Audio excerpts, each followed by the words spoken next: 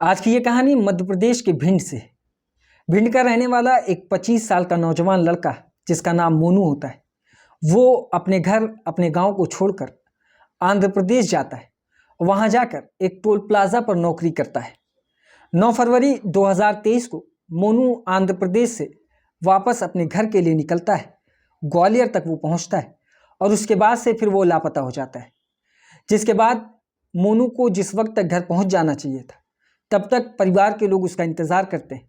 लेकिन जब काफ़ी देर हो जाती है तो परिवार के लोग काफ़ी परेशान होते हैं।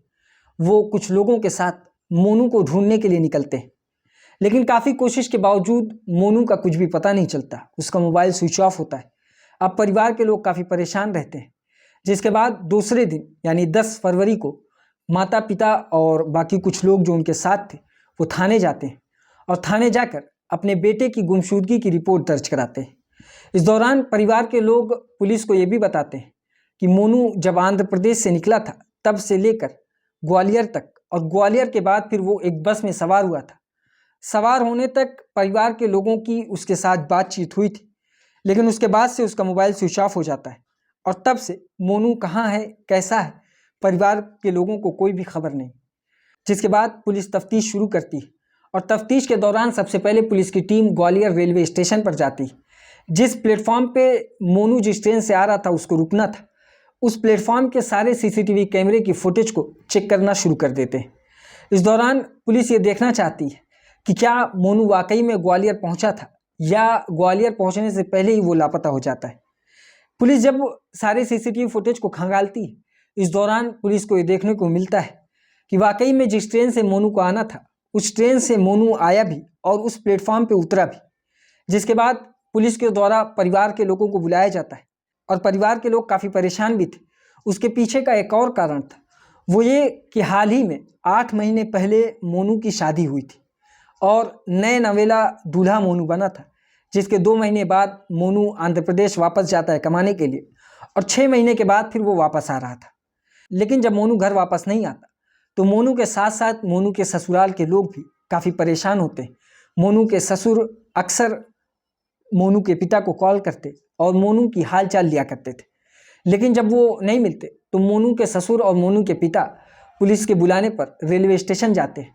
वहाँ जाकर पुलिस उन्हें सीसीटीवी फुटेज दिखाती और ये कहती है कि देखिए इसमें क्या आपको कोई संदिग्ध व्यक्ति या जिस पे आपको शक है, कोई इस तरीके की चीज़ जो नहीं होनी चाहिए आपको इस तस्वीर में दिख रही है। परिवार के लोग आंखें गड़ाए हुए उस स्क्रीन को देखते हैं। पुलिस की टीम अब प्लेटफॉर्म के अलावा बाहरी जो रेलवे स्टेशन का एग्जिट था वहाँ की सीसीटीवी कैमरे की फुटेज को चेक करते हैं। इस दौरान पुलिस ये देखते हैं कि मोनू स्टेशन से तो बाहर निकल रहा है और परिवार के लोग वो स्क्रीन पर वो सारा मंजर देख रहे थे। इसी बीच अचानक मोनू के जो ससुर थे वो एक ऐसी एक्टिविटी करते हैं जिसके बाद परिवार के लोग काफ़ी हैरान होते हैं। असल में मोनू के ससुर ने उस सीसीटीवी फुटेज में कुछ ऐसा देखा जिसके बाद वो उत्सुकता से कुछ बोलते हैं। होता ये है कि मोनू के ससुर ने ये देखा कि मोनू के पीछे एक और व्यक्ति चल रहा है और वो व्यक्ति उनकी पहचान का है। जब मोनू के ससुर ने आवाज़ लगाई कि अरे ये क्या, मोनू के पीछे ये कहाँ से आ गया है, ये बात सुनते ही मोनू के पिता ने और पुलिस की टीम ने काफ़ी तैज्जुब से उनसे ये सवाल किया, क्या आप इस तीसरे व्यक्ति यानी दूसरे व्यक्ति को जानते हैं? तो वो इस पर कहते हैं कि हाँ मैं इसे जानता हूँ, इसका नाम अनुराग है और ये अनुराग मेरी बेटी का एक तरफा आशिक है जो अक्सर मेरी बेटी को परेशान किया करता था। पुलिस जैसे ही ये सुनती है, पुलिस फौरन अब अनुराग के बारे में कुंडली खंगालना शुरू करती, उसका पता लगाना शुरू करती। सबसे पहले पुलिस की टीम अनुराग के बारे में जानकारी निकालती कि क्या अनुराग का और मोनू की जो पत्नी है राधा, उसके साथ कैसा अफेयर था, कैसा मामला था। इस जानकारी को निकालने के लिए पुलिस अपने मुखबिर को लगाती और मुखबिर के द्वारा जो पुलिस को जानकारी मिलती है वो ये होती है कि असल में मोनू और राधा दोनों एक दूसरे से प्यार करते थे और राधा ने तो ब्लेड से अनुराग के नाम का जो पहला अक्षर है, पहला वर्ड है, उसे अपने हाथ पर ब्लेड से काटा भी था, यानी गोदा था। पुलिस जैसे ही ये देखती है, अब पुलिस को और भी शक अनुराग पे होता है। वो फौरन अनुराग को इंटरसेप्ट करते हैं, उसे गिरफ्तार करते हैं। गिरफ्तार करने के बाद फिर उससे पूछताछ करते हैं। शुरुआत में जिस तरीके से आम मुजरिम सारी बातों से इनकार करते हैं, उसी तरीके से इन सारी बातों से अनुराग भी इनकार करता है, लेकिन पुलिस उससे और बातचीत करती है। अनुराग का कहना ये था कि उस दिन वो वहाँ पर नहीं था और जब राधा की शादी हो चुकी थी तो मैंने राधा को छोड़ दिया था। मैं राधा को फिर दोबारा मिलने की कोशिश भी नहीं करता था। ये सारी बात पुलिस सुनती है, लेकिन जब पुलिस उसको वो सीसीटीवी फुटेज दिखाती है जिसमें वो मोनू के पीछे पीछे चल रहा था, तो वो टूट जाता है। जिसके बाद वो एक एक कर सारी कहानी सुनाना शुरू कर देता है।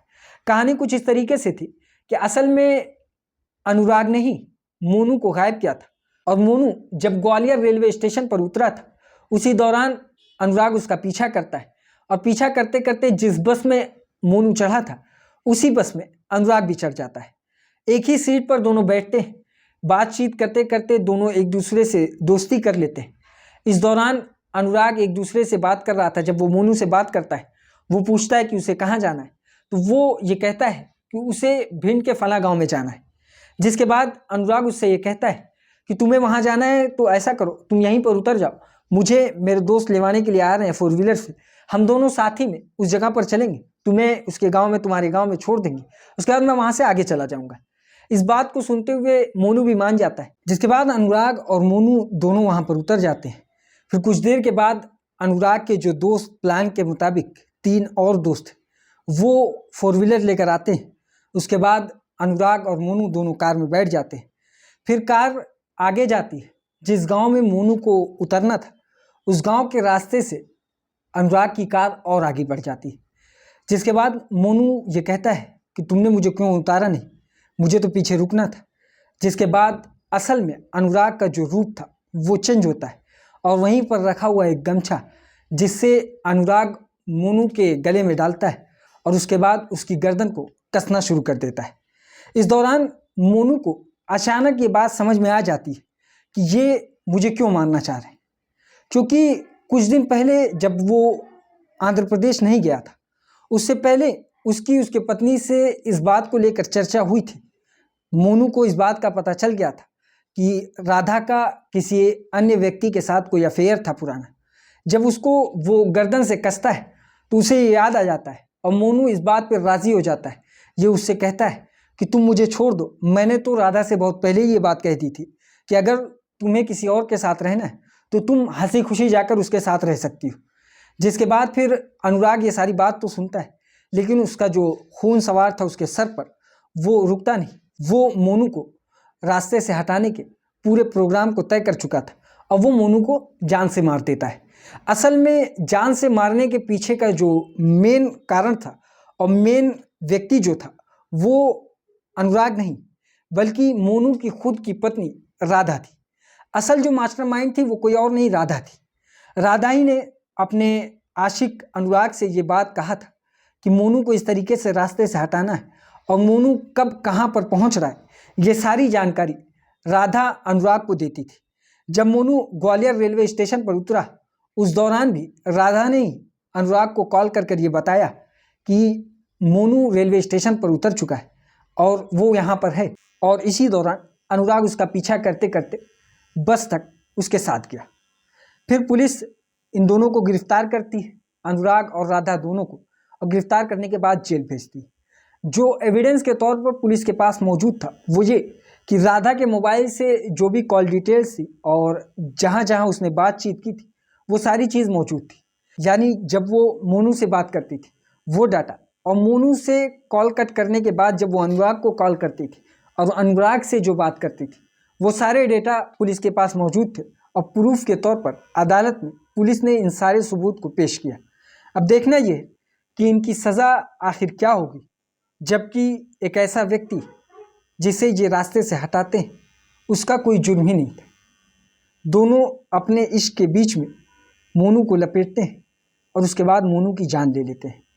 जबकि अगर उसे उसके साथ नहीं रहना था, अपने आशिक के साथ रहना था, तो डायरेक्ट डाइवोर्स लेती। डाइवोर्स लेने के बाद उसके साथ रह लेती, या शादी के बाद ही वो वहाँ से भाग जाती। कम से कम एक जान लेने से बेहतर था कि वो मोनू को छोड़कर कहीं और चली जाए। ये थी आज की कहानी। इसी तरह की और कहानी सुनने के लिए हमारी इस वीडियो को लाइक करें, हमारे चैनल को सब्सक्राइब करें और बेल आइकन को ज़रूर दबाएं।